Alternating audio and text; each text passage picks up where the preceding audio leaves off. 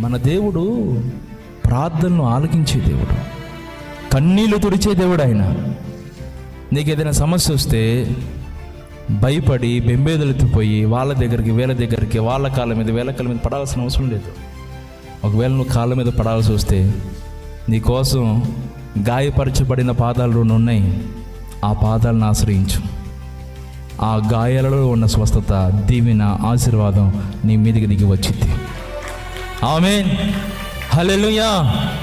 కాబట్టి మీరు చెప్పండి, డాక్టర్ మార్కు గారిని తెచ్చిన వీళ్ళ అప్పులన్నీ తొలగించిన ఎవరు గొప్పతనం అది?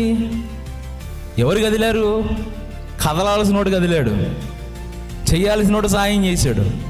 ఆయన కదలాలి, ఆయన సహాయం చేయాలంటే వీళ్ళు ఏం చేశారు?